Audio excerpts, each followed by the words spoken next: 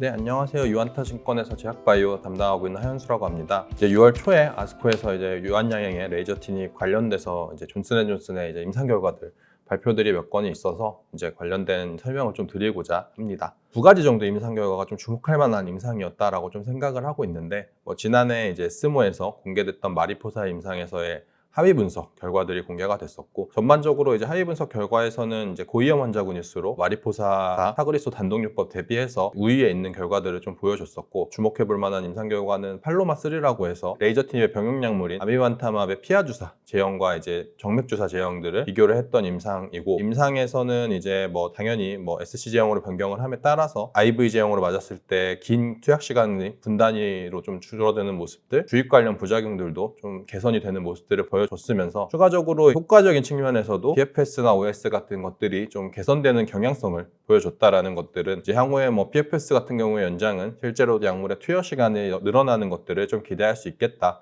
라고 좀 생각을 하고 있습니다. 그래서 이번에 이제 마리포사 임상의 하위 분석 결과 같은 경우는 P53이라고 해서, 이게 P53이라는 유전자 변이와 관련된 건데, P53 단백질에 변이가 생겼을 때는 이제 P53 단백질이 주로 이제 암 억제 단백질로 잘 알려져 있는데, P53 단백질에 변이가 있는 경우에는 이제 레이저 티닙이 타그리소 단독요법 대비해서 우위에 있는 결과들을 보여줬었고, 이거는 이제 P53 변이가 없는 환자들 같은 경우도 레이저 티닙이 우위에 있었지만 변이가 있는 환자들에서 더 큰 차이들을 보였다는 것들, ctDNA라고 해서 초기에 혈액에서 GFR 돌연 변이들이 찾아지는 환자들 같은 경우에서도 발견이 되는 환자들 같은 경우가 더 높은 레이저 티닙 아미반타마 병용요법에서 우위를 보여줬다. 간전이 환자들 같은 경우도 앞서 말씀드린 것 같이 전이가 있는 환자들 같은 경우에서 전이가 없는 환자들 대비해서 레이저 티닙 아미반타마 병용요법이 임상적인 이점이 더 컸다. 이런 것들은 결국 고위험 환자군으로 분류할 수 있는 P53 변이가 있거나 아니면 간전이 아니면은 ctDNA들이 찾아지는 환자들 같은 경우에서 병용요법이 더 우위에 있는 결과들을 보여주고 있고, 우위에 있는 결과들이다 보니까 고위험 환자군에서는 결국 병용요법이 더 선호가 될 거다라고 좀 판단을 하고 있습니다. 비소세포 폐암 같은 경우는 다수의 환자들이 이제 진단 당시부터 전이를 좀 동반하는 경우가 많고,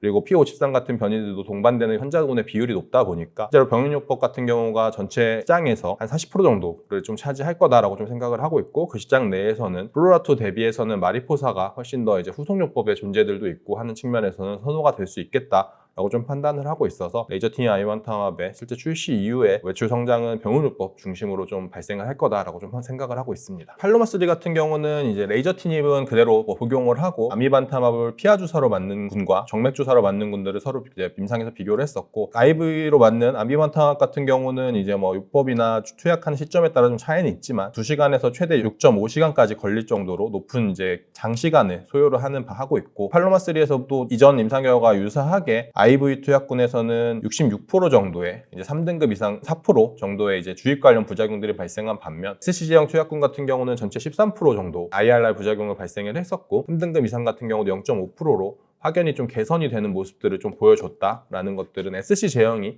확실히 좀 편의성이나 아니면 부작용 관리 측면에서 우위에 있다라는 것들을 다시 한번 좀 확인을 할 수 있었습니다. 아스코에서 팔로마3 임상이 결국 가장 좀 주목을 받는 임상이고, 베스트 오브 아스코에서 선택이 된 거는 제가 생각할 때는 이제 치료 효과적인 측면에서도 SC 제형으로 변경을 하면서 개선되는 모습들을 좀 보여줬다라는 측면인데, ORR 같은 경우는 SC나 IV나 ORR, DCR 같은 경우는 비슷한 수준들을 보여준 반면에, DOR 같은이라고 해서 이제 약물이 좀 작용 효과가 있는 기간 같은 경우는 기존의 IV 제형이 대비해서 SC 제형에서 11.2개월로 기존 IV 제형 8.3개월 대비해서 연장되는 효과들 확인을 할 수 있었고, PFS 같은 경우도 6.1개월로 기존의 이제 IV 제형이 4.3개월 대비해서는 길어지는 경향성들을 보여줬었는데, 위험도 분석 같은 경우도 이제 OS 분석 같은 경우에서도 38% 정도 낮아지는 모습들을 보여주면서, 임상 진행 기간이 길지 않다 보니까 아직까지 통계적 유의성까지는 좀 확인이 되지 않았지만 통계적 유의성도 향후에 좀 기대를 할 수 있겠다라는 측면에서는 효과적인 측면에서 좀 연장되는 것들을 향후에 기대할 수 있겠다라는 것들을 좀 확인할 수 있었습니다. 향후에 SC 제형판 되고 나서는 S 제형을 훨씬 더 선호를 할 수 있는 요인들도 되지 않을까라고 좀 판단을 하고 있습니다. 기존의 목표 주가를 7만 원에서 8만 8천 원으로 좀 상향을 하고, 상향은 대부분 이제 근거하는 것들은 결국 레이저 티닙의 향후 시장 점유율, 그다음 병용요법의 단독요법 대비해서 시장 점유율을 기존의 30%에서 40%로 상향했던 것들이 좀 반영했다라고 좀 생각을 하고 있고, 추가적으로 더 매출이 매출이 좀 증가할 수 있는 것들을 기대할 수 있는 요인들은 PFS라고 하는 사실상 약물을 사용하는 기간과 연관성이 높은 PFS의 연장 가능성도 기대를 해볼 수 있다라는 측면에서 추가적인 매출 업사이드를 기대할 수 있겠다라고 좀 생각을 하고 있습니다. 요약을 해서 말씀을 드리면은 아스코 임상 결과 같은 경우는 유한양행의 레이저 티닙의 경쟁력을 더 높게 향상시키는 데이터들을 좀 보여줬다라고 좀 생각을 하고 있고, 특히 비소세포 폐암에서 비율이 높은 고위험 환자에서 특히 병용요법이 훨씬 더 단독요법 대비해서 우위에 있는 임상 결과들을 좀 확인을 할 수 있었고, 편의성 개선이나 부작용 개선 측면에서 기대를 받았던 아미반타마 피하 주사 제형군 같은 경우도 부작용이나 편의성 개선은 당연히 이루어졌지만 추가적으로 이제 PFS나 OS 같은 효과 유효성 지표들도 개선되는 경향성들을 보여주면서 향후에 이제 효과적인 측면도 좀 더 높은 효과들을 좀 기대를 할 수 있겠다라고 좀 생각을 하고 있어서 기존의 매수 의견을 그대로 유지를 하면서도 목표 주가는 기존 7만 원에서 8만 원으로 상향을 하도록 하겠습니다.